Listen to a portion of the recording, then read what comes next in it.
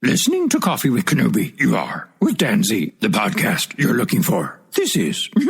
yes. Allow me to show you our identification.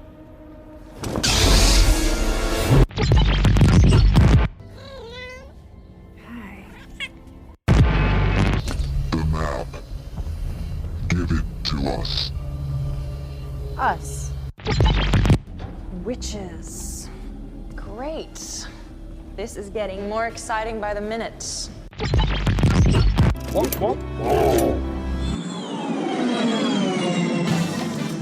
This is James Arnold Taylor, and you're listening to Coffee with Kenobi. I have a good feeling about this. Hello, my friends, and welcome back to another episode of Coffee with Kenobi. This is your weekly spoiler-free place for Star Wars community and conversation. I'm your host, Dan Zayer, delighted to be talking Star Wars with each and every one of you. Since 2013, whether you are a fan of the Star Wars films, Disney Plus live action and animation, books, comics, collectibles, or Star Wars opportunities at the Disney theme parks, you are among friends as we virtually share a cup of coffee while talking about this galaxy far, far away. Thank you to the official travel partner of Coffee with Kenobi, MEI and Mouse Fan Travel. Check out coffeewithkenobi.com/mousefantravel for a no-cost, no obligation quote, and let them know Coffee with Kenobi and Dan Zayer sent you. Coffee with Kenobi is brought to you by Thomas Coffee, a fresh artisan coffee expertly roasted since 1905. Thomas Coffee provides customers of all taste palates with a delicious coffee profile, customizable with over 25 flavor offerings. There's a taste for everybody and an experience with every cup. I have a special discount code exclusively to Coffee with Kenobi listeners. Use the code DANZCWK10 for 10% off your first order. On today's show, I am joined once again by Jen Sopchockchai and Ross Hollebon as we talk about Part 3 of the Disney Plus series, Ahsoka. So pull up a chair, grab your favorite coffee mug, and let's have some coffee with Kenobi.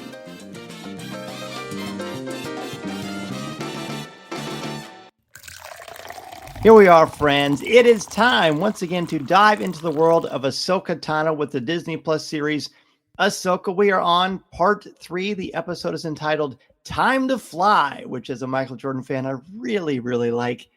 But I have got with me, well, they're more like the Michael and the Jordan, and I'm like the Scottie Pippen of this here episode.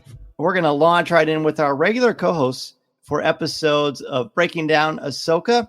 First, Ross Hollebon. Ross, welcome back. Hello, friends. And I am definitely the Dennis Rodman of the group. So you two can be Jordan and Pippen. Okay. Well, Rodman's my second favorite NBA player, so that's good. Love it. Also joining us, you hear her laugh. You know she is our other regular co-host for Dissecting Ahsoka, Jen Sopchockchai. Jen, welcome back. Thanks for having me back. It's so good to be back this quickly. Having a week to digest what had just happened. I'm not a big basketball person, so I'd be afraid of making an ignorant reference, but I do have questions of whether or not you've seen the movie Air. I have, and I wept. It's great. It is great. Absolutely great. Yes, it's really good. All right. Speaking of weeping, I feel sad. I feel bad. I feel remorse that we didn't give a letter grade for Part 2 of Toil and Trouble. I realized that after the show was such a fantastic conversation, I have received more feedback on our last show than I've had on a single episode of Coffee with Kenobi in quite some time. I think the bulk of that is the courtesy of the two of you. So thank you again for lending your time and talents. It's going to be so cool to see where the show takes us. So Jen, before we get into Part 3, tell me about your letter grade for Part 2. Sure. If you listened to us last week, my Part 1 grade was a B+, very tentative B+. I would go up to A- for Episode 2. I liked it a lot. I liked it better. I think it really dug into the lore stuff that I really like about the show overall. More, it had, the reveal of Morgan Elsbeth still being active. Mm-hmm. And that whole sequence was really thrilling. There was just a lot in that episode had to offer. Excellent. Ross, what would your letter grade have been for Part 2? I'm going to stay with a B+. I'm kind of at this point congealing them together. So they're compartmentalized, and the grading curve just ends up at the B+ with them together. Perfect. I would have given, or I'm giving part 2 an A-, a very generous A-, but it was significantly better for me than part 1, Master and Apprentice, because of the reasons I said last week. In addition to seeing a little bit more from Hera, not as much as I would have liked, but it was a step in the right direction, which leads us to part 3. This is a shorter episode.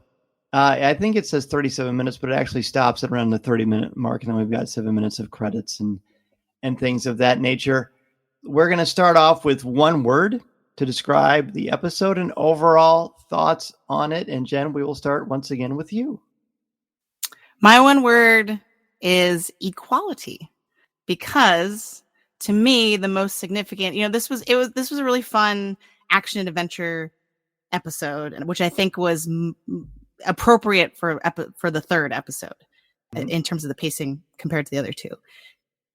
But for me, the most significant thing coming out of this episode was the idea that anybody can use the Force, and that Ahsoka is really committed to Sabine not thinking that she's at a disadvantage, or that she, just because she isn't naturally connected to the Force, like someone who would be accepted into the Jedi Order, that doesn't mean she can't learn how to use the Force. Okay.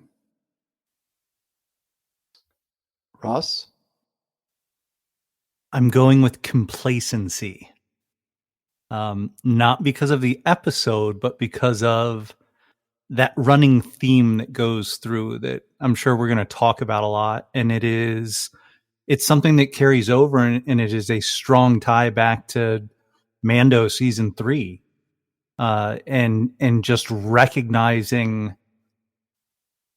the awareness of quote unquote leaders in their positions. So the complacency is probably bred out of frustration, and we get to see that frustration in this episode in, I think, some very important places. Interesting. I was looking forward to both of your initials reactions to this. My word for this episode, part 3, Time to Fly, is Lucasian. I think this is the most George Lucas-y Star Wars I have seen in a very, very long time. In fact, I would go so far as to say that this might be the best half hour of live action Star Wars that perhaps I've ever seen. I thought it had it all. Space battles, frustrations fixing a ship, mysterious cool Force concepts, strained but familial family relationships, mysterious villains, a fantastic speech in a political environment that could have been boring, which was actually fascinating, some clever droid stuff, and it just me smiling the entire time, or dropping my jaw because of a breathtaking sequence that happens near the end of the episode. I thought this thing was tremendous, and we do not spoil on Coffee with Kenobi, although obviously you should watch this episode before you listen to the show, but my letter grade is going to be pretty good. Just going to throw it out there for everyone to see, and with all my cards on the table. So let's talk about the beginning. I feel like the opening sequence, we just dive right in with a really cool training sequence before even the Ahsoka credits take place. What stood out to the two of you about this? I think we learned a lot about the Force. There's some great character stuff here between the two of them, even though it's not explicitly provided for us. There's a lot of implicit great stuff here. But what stands out for the two of you, especially since you're both such huge Sabine and Ahsoka fans, that made this sequence work so beautifully? Yeah, I think it was seeing Sabine not on her A game and having to live up to what someone else is expecting at that point. So she's working hard with Huyang, with that awesomeness of the forearms going at once and rotating around. So you're getting these light games going on, and there's hardly a beat that happens once it ends where she's like, how did I do? She wants her grade immediately of how good did I do? Tell me I did well. And he he couldn't say that. And he's like, you did okay, maybe. He says, not good. Right. And he backs, like, he keeps doubling down on it too. Yeah. And that is, I think it's great for her to have that. Her character, and we saw this through Rebels. We saw this when she was training with Kanan and Ezra as well. It's just like she gets so frustrated if she doesn't figure something out quickly. And this is another one of those instances of Sabine, this one, you can't just flip a switch and do this. This isn't just about being smart.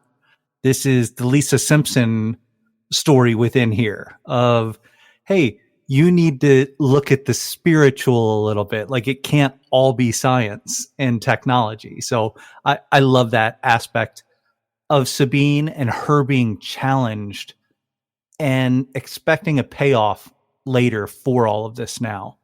Well, and then, Sabine is even says to Ahsoka, I was thinking, considering the nature of the situation, we can maybe speed up the process. And Ahsoka, to her credit, doesn't laugh in Sabine's face, but says, that's not how it works. And that, we're all educators. There's always a time where a student is like, well, they want a shortcut or they want an easier way, but that's not how the Force works. That's not how learning works. It's a process, but I feel like what Sabine is being asked to do is also a little implausible too. But I'll get to that. Jen, tell me some standout things for you about this whole sequence.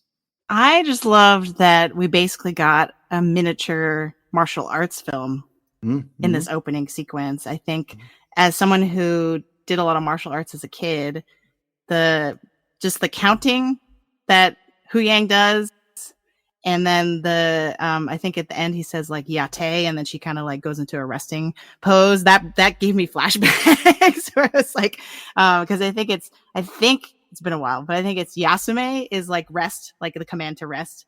And so that was really cool. And just like that, plus the music, which is really infused. And we had this last week too, infused with a lot of sort of like Japanese folk music, yes. Or at least those kind of vibes and tones. And so that for me was the best thing. And I actually went and looked up because I was like, the counting sounded so close to something I'd actually heard. But I looked it up. It doesn't seem to be in any actual language. But the word I did look up, or I stumbled across that Zatoichi, which is the blindfolded training sequence, is actually inspired by a fictional samurai who's also blind, named Zatoichi. Which he had a series of films that became really popular in the 60s and 70s, which, I couldn't find anything to confirm that this was an inspiration for George Lucas, but very well could have been for original Star Wars. So right, or certainly for Dave Filoni. Yes, yeah, right, because he's so steeped in film lore as well.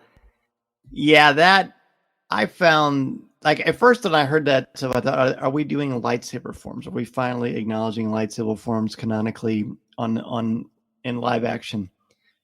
But no, it wasn't that.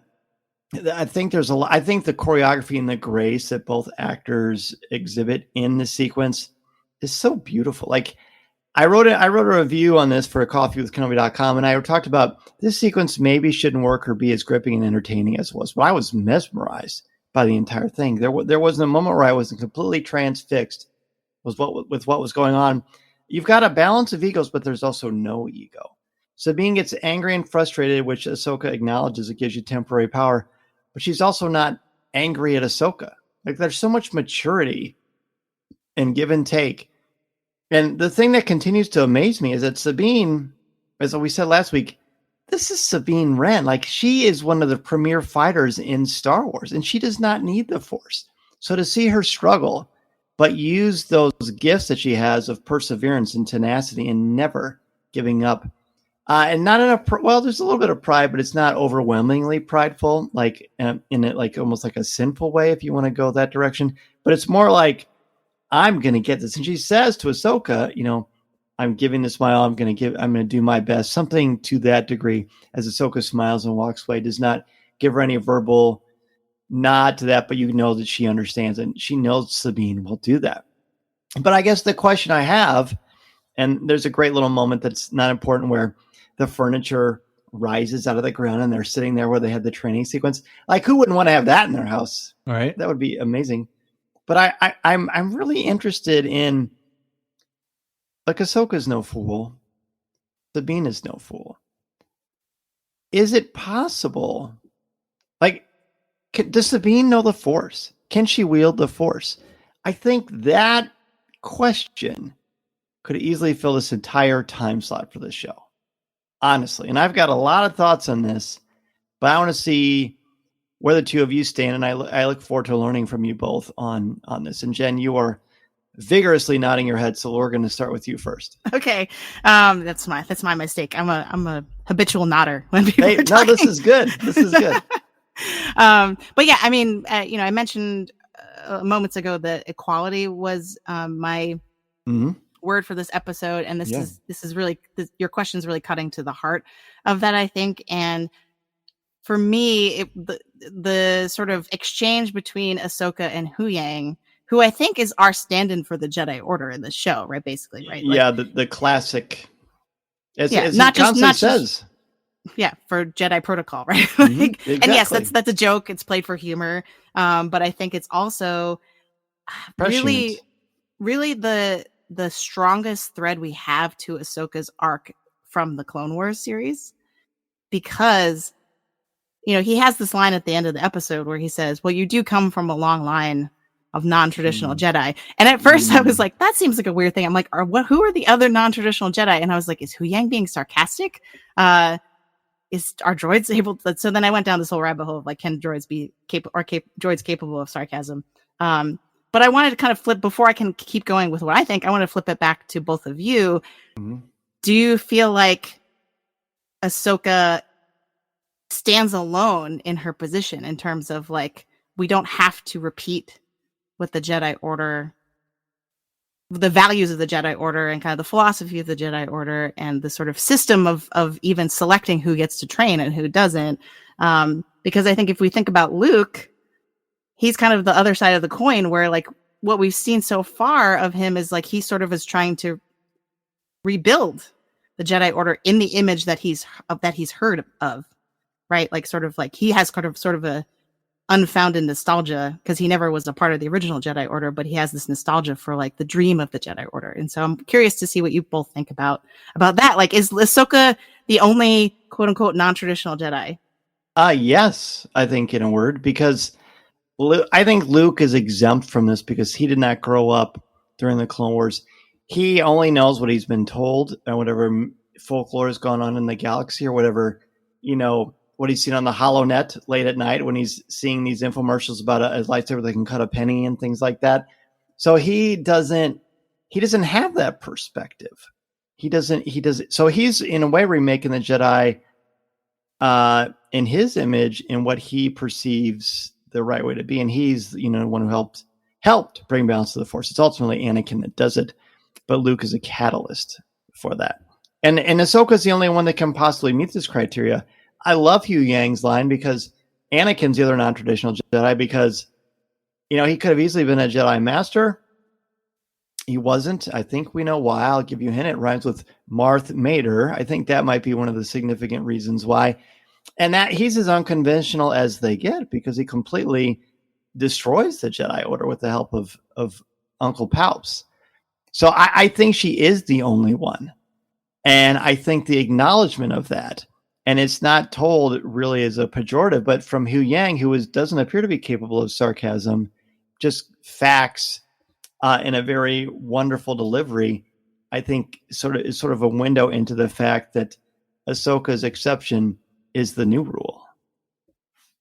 Well, and I think she's the first one that walked away from it because she felt so strongly about that. Because I'll go back, and it's more the audiobook, learning more about Sifo Dyas, Dooku, what Qui-Gon learned from Dooku. Back to those levels, they were questioning things. And they were saying, hey, you know what? Yeah, I'm going to buy into these visions a little bit more than some others do. So I think there have been elements of that, and then Ahsoka just fully embodies it based off the experience that she went through. So I think you're both right in terms of Ahsoka being the one that's making it happen. But I think there have been hints of this throughout the Jedi Order for a little while. Qui-Gon Jinn, Kanan Jarrus. Absolutely. Absolutely. So that returns. Go ahead. Yeah, I was going to say, and I really love, to me, that was the first moment that we've seen in the series so far that made it click into place to be like, oh, this is the logical conclusion that Ahsoka is someone who left the Jedi Order, because she's one of the few who recognize when a system is not serving your interests, you don't need to continue to participate in it, right? You can remake it, right? Like, and so I wasn't planning to bust the quote that I brought out this early, but it's so apt to what we're talking about that I think I have to mention it. So what I brought today for Academic Corner. Oh yeah. Was I need like a special sound effect. Right? There's a Brazilian philosopher and educator named Paulo Freire. Of course. Yeah. So this is less obscure. Well, it's you're a an huge educator world and of you're listening to education. Yes. So his big theory is the banking concept of education, that for so long we've treated students as merely vessels, and that like someone who knows more than them passes the information on. They're very passive. They're not active in their own learning. But the quote that I brought specifically, I think, resonated with me in terms of how Ahsoka's thinking about Sabine, and more importantly, thinking about the Jedi Order as kind of an educational system.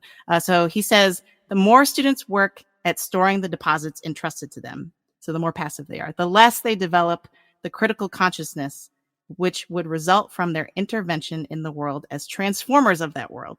The more completely they accept the passive role imposed on them, the more they tend simply to adapt to the world as it is and to the fragmented view of reality deposited in them. And so to me, this is like Ahsoka's superpower, right? Is that she can see that, like, I don't have to just conform and follow the Jedi Order. If I'm training my first ever Padawan, I don't have to follow everything that I had to go through. Although she does, in the sense of, like, if you have seen Practice Makes Perfect from Tales of the Jedi, she's retained that kind of like, let's do it again and again and again sort of attitude. So she's retained some things from Anakin, I think, but in terms of how to approach teaching. But this, she's like, we can just break the system. Who says we can't train someone who, depending on how you look at it, has no midichlorians? Sorry to bring that up, or like just has no aptitude naturally for the Force. Right. No, I will defend midichlorians ad nauseum. The last article I wrote for Star Wars Insider, it's been a while, was in defense of midichlorians. I think they're great, and George put them in there from the beginning. That was delicious. I loved that very much, and that again is why Ahsoka is such an amazing paradox, because while she is very respectful and understanding and doesn't appear to hold any bitterness towards what happened, she still also thinks independently of herself, which ironically was one of Palpatine's biggest verbal gripes. You know, the dogmatic views of the Jedi, right? She doesn't have dogmatic views, but she has respect and reverence and understanding of the wisdom that is contained, but also the ability to not subscribe to the doctrine that you just shared for us. And I love that you brought up, was it Paulo? Right? Yeah. Just great. Yep. Yeah. I haven't heard that since I was working on my other masters. It's great stuff. Ross, I don't even remember what my original question was, but Jen is taking over the show and is clearly showing again that after this series is over, it's going to be Coffee with Kenobi with Jen Sopchockchai, and I'm just going to retire because I think you got this. No, I just think through everything that Jen just shared, it is what we learned. Anyone who's going against the system, it's a hard, lonely road. And how many times have we seen Sabine walking by herself, overseeing the clone graves in the snow. Obviously Rex was there during that moment as well. But it is, and that goes back to Samurai as well. It is this life of solitude because you're choosing to live by a code and doing things the right way, not because an institution told you, but because this is the way you know it, being a good person, trying to do the right thing for, I'll say humanity. Obviously in Star Wars, it's not humanity. It is no, but I know what you mean. Living things. But I think that stands out to me so much. And I think that's why the fandom embraced her so much and continues to do it more and more. And I think that's part of the brilliance of what Rosario has brought to the screen through these 3 episodes. Mm-hmm. There's a hint of loneliness in everything she's doing. Yes. And I think the music in the end credits is a haunting reminder of that. Yeah. So let's circle back on this because I want to move on past this opening sequence because we still got some other things I want to bring up. Can Sabine learn the Force? Does she know the Force? What is the point of all this? It's a test. Can this? But is it a test that if someone can do this successfully passed? If someone can do this, it's going to be Sabine, and Ahsoka knows that. And I think that's what's going on here, is she knows that she has handled the Darksaber. She knows that she's been trained by Jedi and has at least been taught some of the ways. And as they're teaching her, I can still hear Kanan saying, no, let yourself go. You need to just let this come in. And Sabine's not wired like that. Mm-mm. But if you can crack the code with her, you can crack the code with anyone. I love it. I love it. That's an excellent gateway into this. Jen, anything to add? I would say that the line that Ahsoka uses, saying that you're excellent at training the body, or you're focusing on training the body because that's what you know and that's what you're good at. The challenge is you have to open up your mind. And so the thing I kept thinking about watching this episode is what is actually going to trigger that? Like what is keeping Sabine's mind closed off in the context of this series specifically, based on what we've seen so far? Like if you only had clues from the show, probably the loss of Ezra. Mm-hmm. That I think before we hopefully find Ezra, ? Right? I know we don't speculate, but stop being irresponsible. Yeah, like finding Ezra can't be the healing bomb. Like she has to figure it out. And I don't know how that's gonna happen. I'm excited to see how that will happen.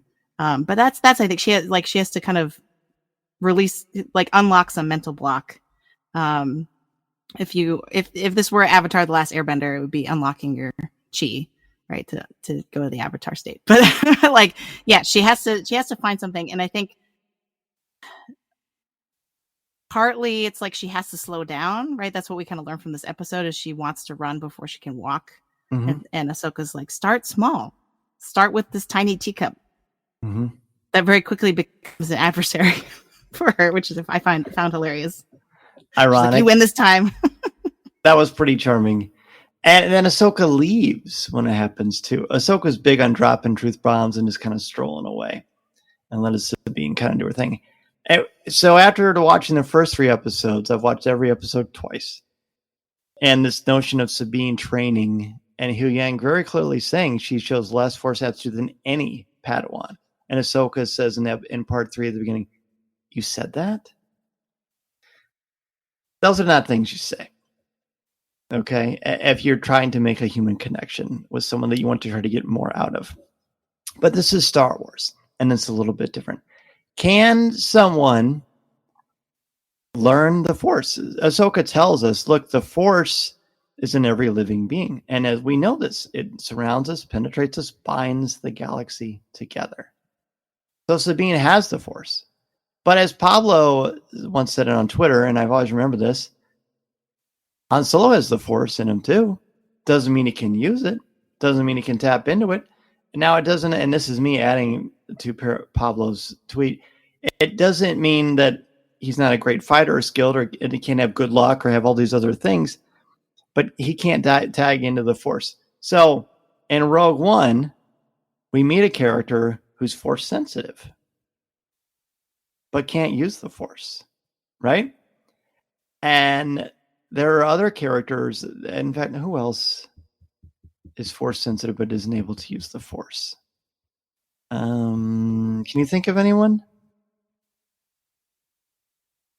Gosh, there's some, I don't know. I have to think about that a little bit. So I find this whole training thing fascinating, but also if I didn't know Ahsoka, I would think this is really inefficient. This is a colossal waste of time, which Hu Yang clearly believes. Can she become better with skills with a lightsaber and with a weapon? Of course she can. She's Sabine Wren. She's a Mandalorian, and she's amazing. But can she use the Force? Can she tap into something that she can't? Ahsoka continues to... I refuse to believe that Ahsoka is humoring Sabine. I just don't think Ahsoka would do that. That would be a colossal waste of time. Ahsoka would not do that. She's too good of a person. She has too much respect for her friend. So there's got to be something there. And I think we learn it towards the end of this. It's the beginning of when those amazing new fighters come in that sound and look like modified pod racers to a degree. And Hu Yang says, look, we're not going to be around if you guys keep this up. And then all of a sudden Ahsoka stops and she has this reflective moment and she's like, you got to be Sabine. You got to be yourself. So whoever Sabine is on the inside, instead of Sabine trying to be a Jedi or trying to use the Force or trying to be Ahsoka or trying to be Ezra or trying to be Kanan, maybe she just needs to be centered and still her mind and heart. And if there is any Force ability in there, it will come out through her natural Sabine-ness. Does that make sense? I mean, it is very Zen Buddhism and finding nirvana when you're searching for nothing. Right. Exactly. I'm here now, and it occurs because I'm just one. Mm-hmm.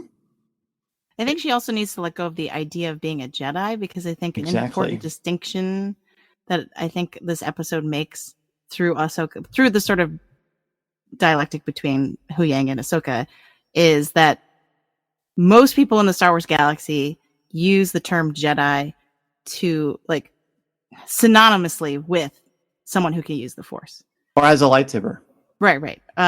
Yes. But Ahsoka clearly, because she left the Jedi Order, I think, she makes a distinction between, like, that someone can use the Force but not identify as a Jedi, right? Mm-hmm. They don't need to buy into whatever being a Jedi means. So, like, it's interesting because if you, like, the random person on the street in the galaxy would be like, oh, a Jedi, that's someone who uses the Force. Someone uses the Force, they're a Jedi, right? But Ahsoka is like making a subtle distinction where she's like, no, someone who's a Jedi is someone who belongs to the Jedi Order. Everybody else still can use the Force, which I think is really, really interesting. And it, to me, the line, I think this is sort of what you were alluding to earlier, Dan, but like, I don't need Sabine to be a Jedi. I need her to be herself. I think is what she says to Hu Yang. And I think what's going to be interesting is how is her teaching method going to change to sort of adapt to who Sabine is? Because I mentioned equality earlier as my word for the show, because I think that's what Ahsoka's currently doing, right? She's trying to be like, everyone should be able to be to be a Force wielder. Mm-hmm. But I think what Sabine actually needs is equity, which is slightly different, where it's equality is when everyone gets the same thing or the same opportunity. Equity is when we acknowledge that everyone is different and comes from different backgrounds, and therefore we need to figure out what they need in order to achieve an equal outcome to everybody else. So, and for them to be really their curious. Best selves. Yes. And so, like, and you see that kick in when they go ahead. We're asking someone who has defined their heritage and their value and their strength through the armor that they wear. To pretend that doesn't matter anymore. So that's where this really becomes such a test for Sabine and her own hero's journey. Right. Oh, I love that. I love that. And Sabine is so clearly not a child of the Watch. She's Mandalorian in skill and in attire, but the other qualities that we've seen with Din Djarin do not apply. And boy, I hope that these two meet on screen sometime. Okay, I don't want to break my rule. So yes, like I was saying, I think once she realizes Sabine realized I don't need to be like everybody else, and that's okay. Although I don't think it's a heavy internal challenge for her that she's directly aware of, but there does appear to be some sort of a block because, again, if Ahsoka seems to think that she can do something with the Force, then maybe there's something to it. I'm still skeptical, but the fact that we're still taking this route and the key moments that happen, especially in the dogfight, when all of a sudden Ahsoka's like, wait, I'm going to let you drive the ship, metaphorically, and actually tell me what to do. She goes in this deep dive. Sabine is able to use these blast, the rear cannons, and then some cool things really happen. But go ahead. And the exact words, because that, like, it is the most important line in the entire episode to me, is at that point that you talked about during the dogfight. Ahsoka says, Sabine, tell me what you need. Exactly. Yeah. And that is the line for the first 3 episodes for me. Oh boy. Well, I'm about to call your bluff. And I'm going to raise that a little bit. We're playing a little bit of podcasting sabacc here. Let's talk about Hera. I was very critical in my review and on the show last week about Mary Elizabeth Winstead's performance of Hera, and I was concerned. Hera is an amazing character with that's a very nuanced individual, and she brings so much clout and gravitas. And I was afraid I wasn't going to see that. I am so happy to say I was dead wrong. I was dead wrong. When she talks with, I believe his name is Zeno, right? Is that the senator? Zono. Yeah. Yes. When she says to him, asks him if he was in the war, right? She calls him on it and she stares at him. And then she makes that crack about, long live the Empire didn't really strike. Everything she was delivering and how she was saying it, I didn't even write it down. Usually I write stuff like this down. I pause it, but I just watched it and I didn't want it to stop. The rhythm was so good. That was my Hera. That was Hera. I have goosebumps. That was Hera Syndulla to me. That was everything to me. That was my favorite moment in this entire episode. Because again, it brings Hera's strength and her charisma and her refusal to play politics, but without being like a stick in the mud or trying to be like Poe Dameron in The Last Jedi, right? She still follows protocol. She still respects what happens, but she is far from shy about vocalizing it. I was so happy, you two. I was so happy with Hera. I kept saying out loud, I'm sure Mason was sick of me saying it. Hera's great. Hera was Hera. Okay. I'm so happy. Because if you think about, to me, her defining moments in Rebels are when it doesn't matter who she's talking to, but when she sort of just says like, no, it's actually pretty simple. Right. We just do what's right and we fight for the rebellion. Like she's totally willing to call it. Yeah. Yes. And I agree that like the line where she says, long live the Empire wasn't exactly the loyalty we were looking for, I think, or like yes. It wasn't. Yeah. That to me, I was like, oh, I could hear her. I was like, oh, that I could hear you in this moment. So yeah, I agree that was really great. And then the way that she kind of gets choked up when Senator Ziono starts like needling her about Ezra. Yes, that was really good. Like, you don't know that when he says, he's died. He died in service. And she says, you don't know that. And yeah, like you said, that was just, there was so much, there was a lot in that small sequence, but there was a nice range of emotions that really captured, I think, who Hera is.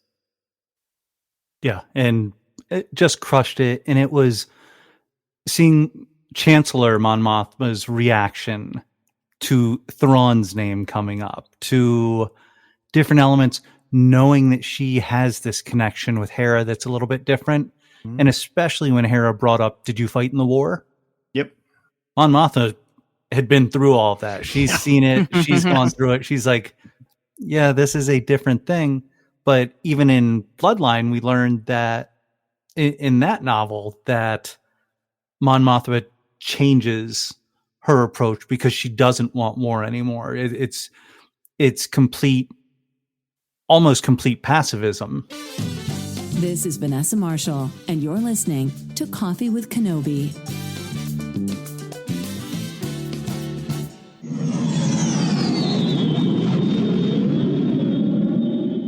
Let's talk coffee. I know you're a coffee drinker. Well, I shouldn't say I know. In fact, there are times when people come on the show and they first say, hey, I'm actually not drinking coffee, I'm drinking tea. And that's okay. But if you are a coffee drinker, then let me recommend the official coffee of Coffee with Kenobi, Thomas Coffee. Thomas Coffee started in 1905 and has grown and established itself as a premier coffee.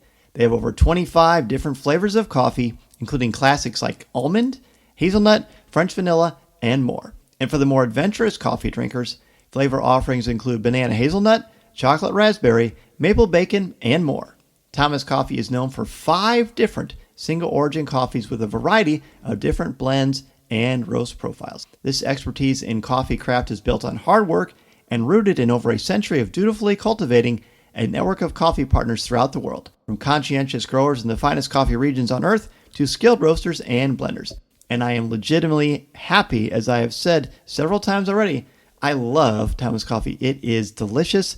Not only are they great to work with, but they get the coffee out to you quickly, and I absolutely love the taste. It's a brand new highlight of the morning for me. It's one thing to say Thomas Coffee ensures consistently great taste, and it's another thing to prove it. They have been La Minta certified since 1984. What this means is that every cup you enjoy is backed by a rich tradition of completely natural and sustainable farming techniques, water management systems, and environmentally and socially responsible fair trade practices. They roast their coffee in-house to make sure they are sending out the best possible product to Thomas Coffee customers. Plus, Thomas Coffee ships nationwide too.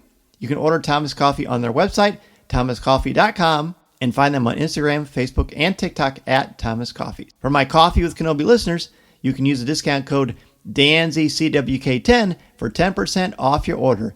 That's right, 10% off for your order. Use the discount code DANZCWK10. That's thomascoffee.com and use the discount code DANZCWK10 for 10% off your order. In certain ways. So all of that's there, but I also want to bring up that Senator Xiono is Kazuda Xiono's dad from Star Wars Resistance. What? Is it? Really? Yep. Yeah. No way. So cool.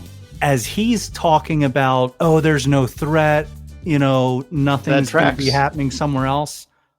He pays for it with his life, as do all of these other senators on Hosnian Prime later. So that's one of the parts where it's just like, it is that smart integration. It is the story group, I'm imagining, working together to say, hey, here's how we can factor this in, because we've seen it. We've seen Hosnian Prime blow up in the movie. We've seen it blow up in Star Wars Resistance. We've seen how that's impacted things. And we don't know what's going to happen with Kaz. Is he going to show up in something at this point? Oh, that'd be cool. So again, just an awesome little moment for a character. But I think there's also another awesome moment for a character that we had never seen in live action before. Yes. Dan, I'm going to let you guide the way here. Yeah, I was hoping, I don't know if we were talking about this or I was talking about this with Tom or someone else, but I was thinking, okay, well, we haven't had any acknowledgement of Kanan yet. And what about Jason? Where is he? Well, wait no more, friends. He's there. He's with Chopper. He strolls in, talks to his mom, and Tom actually made me realize something. What's different about Hera here versus what we've seen of Hera before is that now Hera is a mom, and she's got way more things to worry about besides just herself. She's got her, Kanan, while she might worry about Kanan could take care of himself. Kaylin was a fully fledged and very significant Jedi Knight. But now she's got a son who's having some fun scrolling around with Chopper. It really doesn't make your heart much bigger than that when you get to see that. That was a really, really, really nice moment. It was just really wonderful to see. Aunt Sabine, that was cool. That was so cool. And the look on Hera's face when she's like, I know you want to be a Jedi. You can and see she tussles his hair. Yeah, you can just see the sorrow on her face. So and it's way that hit too me old hard already. Yeah. That was beautiful. But I just love the idea because even Mon Mothma knows that Jason and Chopper are getting into trouble. That was she's great. happy. Yeah, that was fun. Yeah, she's like, oh, this is great. I just love the idea, the general idea that Chopper is Jason's babysitter. I know, because who's watching who? Let's be honest. That's Yes. true. So yeah, and I didn't catch that was Kaz's father. So that's what in the tray what we like to call foreshadowing. So I can't believe I didn't make that connection, but thank you for connecting those dots for me. Let's move on to the end. Oh, go ahead. Oh, I had a question. Before we leave the scene. Sure. What to you two do this collection of senators? What does that tell us about the New Republic right now? Because I think I just really felt bad for Mon Mothma. She went through everything we've seen and have yet to see on Andor with her husband and her, and she's still stuck with a bunch of sycophants. Right? Of course she is. Well, she's playing the politics game, right, and Yeah. trying to be the voice of reason, and it's pretty haunting and scary. But it just continues to show, history and real life. It doesn't seem that people learn from their mistakes. And is Mon Mothma a people pleaser? Because if she is, that might be part of the problem. Or like you said, Ross, maybe she's just so sick of maybe the fight. I mean, it's got to wear on you everything that she has seen. It's got to. Well, I think when we get Andor season 2, we're going to learn a lot more, and that puzzle piece is missing from the table right now. Yes. So the dog took it off the table as we're putting the puzzle together, and we have to wait to get that piece back to drop that in. But I think again, that's going to be amazing. That's far in the future at this point. Let the dog out, the senators. Getting those, but this builds into my complacency word here. And what Hera said is, I believe their activity speaks to a larger operation, which is almost the exact same thing that Carson Teva says in Mando season 3 to Tim Meadows' character, who is just another pencil pusher. Yep. Who is being influenced by Katie O'Brien's character, saying, oh, no, there's nothing going on out there. I took the oath. You can believe me. And they specifically, the other senator brings it up. They've all taken the oath of loyalty. A lot to unpack there, but I want to move on because we're almost out of time and we haven't even talked about the ending sequence. We get to see a lot of cool, exciting things. At the end of this, there's a great space battle that Ross, you mentioned earlier. You thought the best line in this episode, what it was. I think maybe the best line in the episode besides Hera's speech was because we get to see Purgils in live action, which was so breathtaking, so wonderful. And what I love about this entire ending sequence, which is 10, 12 minutes long, is that I said this last week, but it really is even more profound now. I feel like when I'm watching this, the special effects are hitting me like it may have hit audiences in the late 70s.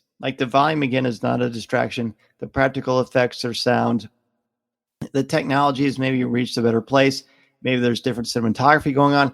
I don't know what it is. I'm not smart enough cinematography-wise to know that.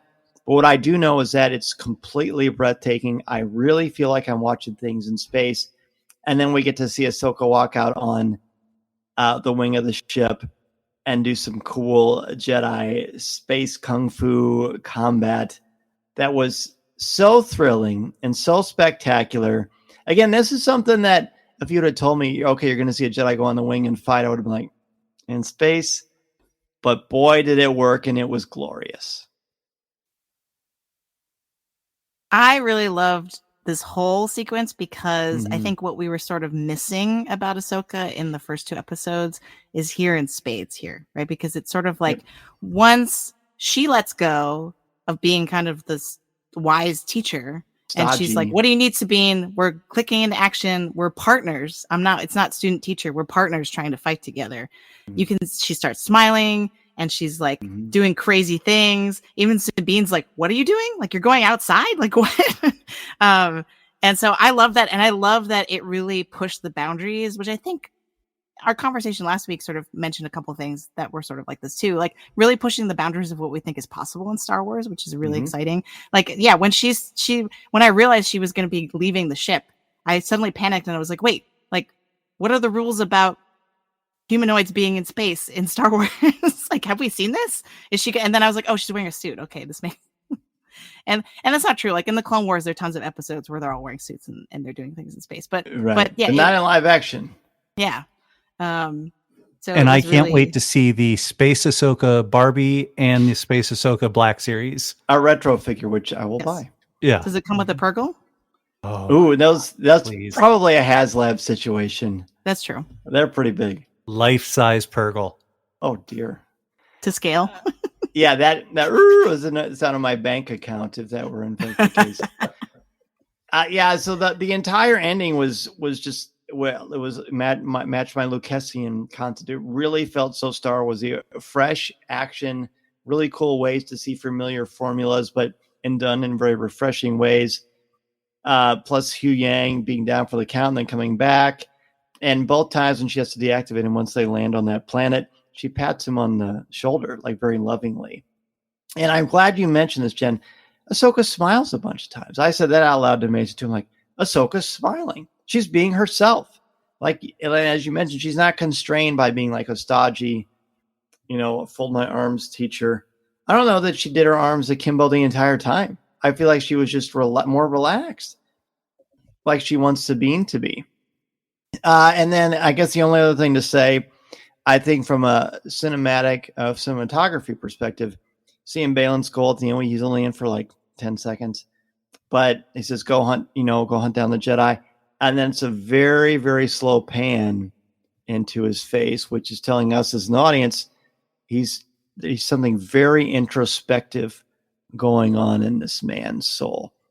There's really something he is reflecting upon. He doesn't even watch. He has his back to them as they're going into this beautiful fall landscape, which I feel like metaphorically, hello, Edgar Allan Poe, the weather here in the trees, that is showing us perhaps a sign of some things to come that I'm not going to talk about, but it could be really interesting and full of pathos, I will say. Yeah, he's so contemplative at that moment.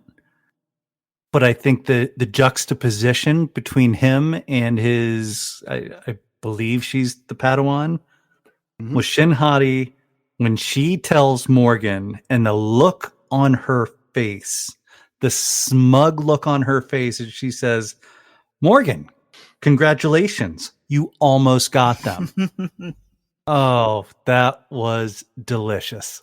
There's a lot of tete-a-tete between the two of them for sure. Yeah, the look on Morgan's face, like she kind of snarls a little bit and like she's like fuming. I thought that was a really great moment. I'm glad they're giving Diana some stuff to work with because she's really shining. I didn't mean to cut you off, Jen. Go ahead. Oh, and I was just going to say that it was also great to see that Shin is a great pilot and that the editing of the whole fight sequence really gave me classic Star Wars feel. Like the close-ups of the pilot, like everyone in their ship, and then the cutting it back and forth, and it was really good. But I think it's that, but then it's also what Dan mentioned about the ship movements and the sound effects are amped up. Like, it's just like, we just went from ships 2.0 to ships 7.0. Like we skipped 5 levels, and it is the smoothest, greatest sound. I would love to watch, even if it's just that scene in an IMAX theater. Yes. I don't know if David W. Collins worked on this. I'm assuming he did, but the sound design on this is pristine. It's absolutely glorious. Wow. I'm bummed that our time is up because I feel like this is a really rich episode. So let's make sure I don't forget like I did last week. Let's hear your letter grades and final thoughts on Time to Fly. Jen? I'm holding at A- for this one. I thought it was, at first I was going to go a little lower because I was like, well, compared to episode 2, this one is more action and adventure and therefore doesn't have as much sort of juicy thematic content. But I think our conversation actually reaffirmed that, no, it really is A- because of all the things that we've talked about. And it's really setting anticipation for what comes next. Mm-hmm. Even though I feel like it's not like a shock where we're going next. You know what I mean? Like the ring is there. The hyperspace ring is there. They've talked about Purgles and how they can do intergalactic travel. So like, you know, it's not like we're having shocking twists or anything like that, but it still somehow is capturing this really sense of anticipation and heightened excitement. Love that. The only surprise I had was that finding out that to power this hyperspace ring, it takes 1.21 gigawatts. That was pretty neat. Or maybe I just made that up in my head. Okay, Ross, what about you? All right. So I started immediately after the episode ended. I gave it a B. I love the discussion that we've had, and I've talked with people who are on different sides of the fence with this episode. I'm gonna move up to a B plus, but I'm still gonna put it. If my B plus last week was an 89, this B plus is an 87.5. Okay, fair enough. This is an easy A plus for me. This is the bar for me because, as we said, all the stuff with just the Force alone and the concept of what does it mean to wield the Force and what does it mean to be a teacher. I could spend an hour, and I'm sure you all could talk about, is Ahsoka Tano a good teacher? Why or why not? It's pretty rich there. The character stuff is so great and it doesn't rely so much on dialogue as it does motivation, posture, and purpose. Seeing Purgles in live action, Hera being Hera, giving a wonderful speech. Sometimes when it's political stuff, I'm like, but I wasn't like that at all for this. I was completely dialed in, and the power and the range of emotion she gives in a short amount of time reinforced who this character is for me. Ahsoka letting her guard down and showing us, reminding us that Dave Filoni and Rosario Dawson and Jon Favreau know what they're doing. So Dan from last week, don't worry, little buddy, take some deep breaths because this is all part of the plan. And I knew that. I said that last week, but it's just good to kind of see where it's going to go. I cannot wait. There's nothing quite so wonderful as having Star Wars appointment television. Listening to Coffee with Kenobi, you are. With Dan Z, the podcast you're looking for. This is... yes.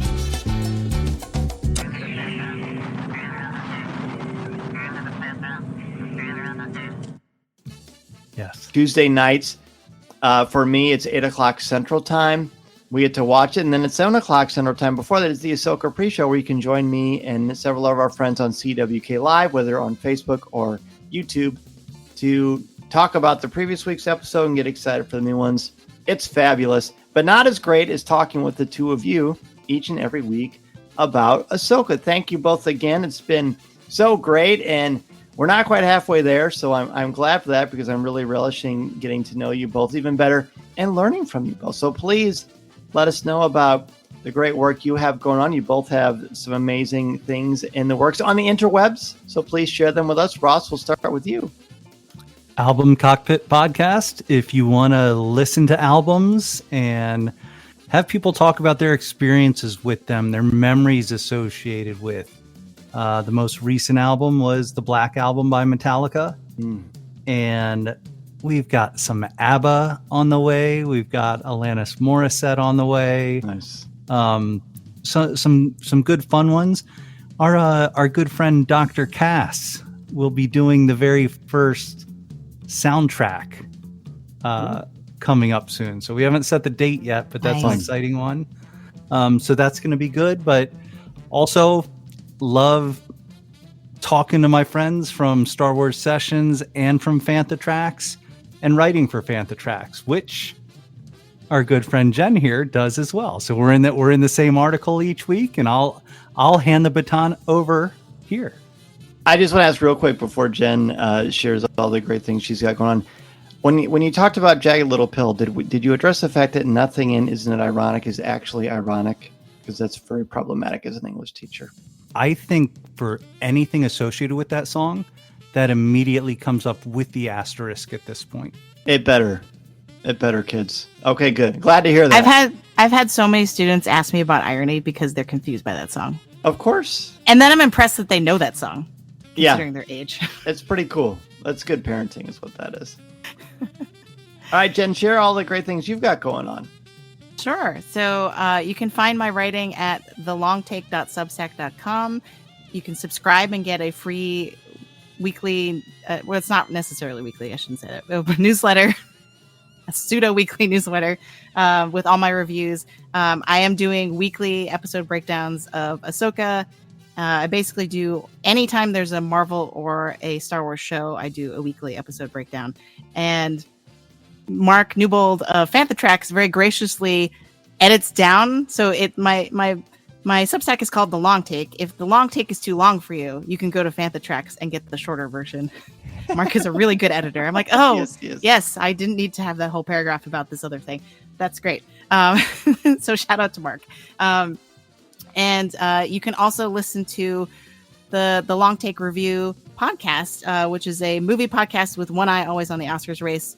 I just posted an episode that has absurdly early Oscar predictions in anticipation of Fall Film Festival. And Greg is about to get a double shout out because Greg Cass Ion Cannon makes a hilarious cameo. We had to do a pickup for the episode because there was some new movie news that kind of changed what we were going to talk about, and so he graciously recorded a little cameo, and it's very funny. So even if you only listen to like the first 8 minutes of that episode, it's worth it.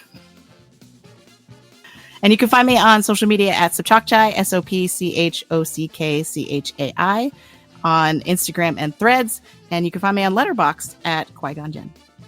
Thanks again to Ross and Jen for joining me to talk about part 3 of Ahsoka. It's such a great time talking with them, and I love hearing not only what they have to say, but what you share with us all over the places where you can talk and converse and comment, all those good things with Coffee with Kenobi.